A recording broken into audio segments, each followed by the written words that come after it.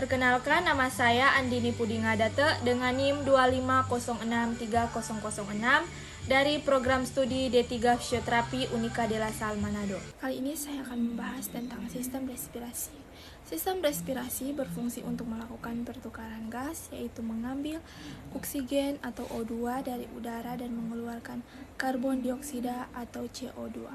Udara yang masuk akan mengalami proses penyaringan, penghangatan, dan pelembapan sebelum mencapai paru-paru.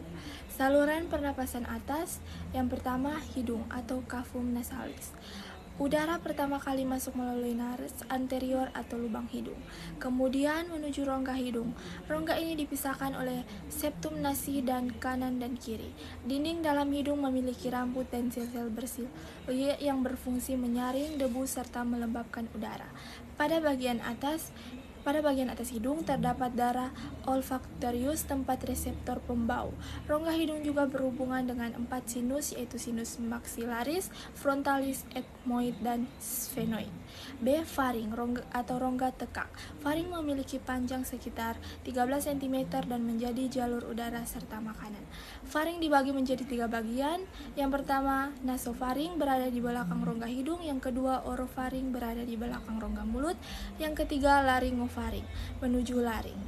Nomor 3, laring. Kotak suara laring menghubungkan faring ke trakea dan berfungsi sebagai jalur udara serta penghasilan suara. Laring terdiri dari 9 tulang rawan termasuk epiglotis, terbentuk daun yang menutup jalan napas saat menelan. Yang kedua, kartilago tiroid atau jakun. Yang ketiga, kartilago krikoid berbentuk cincin, serta pasangan rawan arytenoid, cuneiform, dan corniculatum. Di laring inilah terdapat pita suara yang bergetar menghasilkan suara. 4. Trakea atau batang tengkorak. Trakea adalah tabung berotot kaku sepanjang kira-kira 10-6 cm. Trakea diperkuat oleh 15-20 cincin tulang rawang berbentuk huruf C.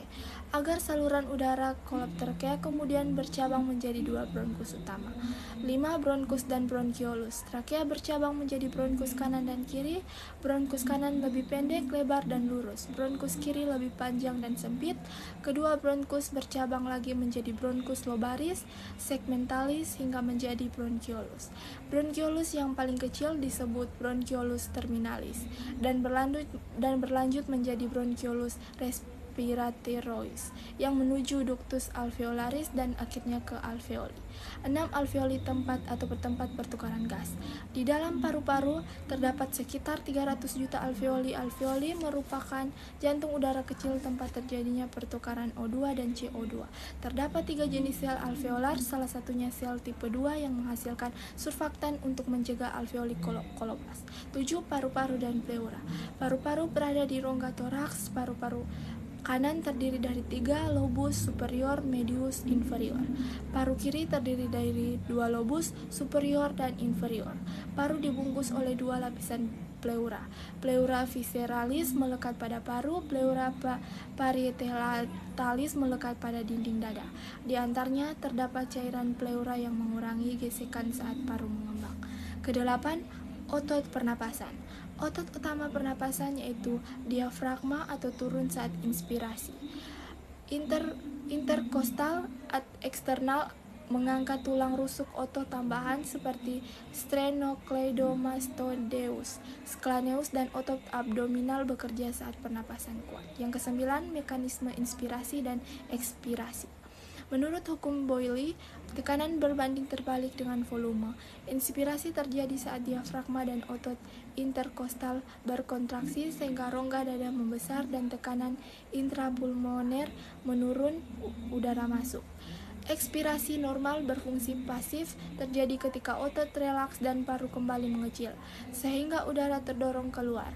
Closing. Demikian penjelasan saya mengenai anatomi sistem respirasi manusia. Semoga video ini bermanfaat dan membantu memahami alur saluran pernapasan dari hidung hingga alveoli. Terima kasih.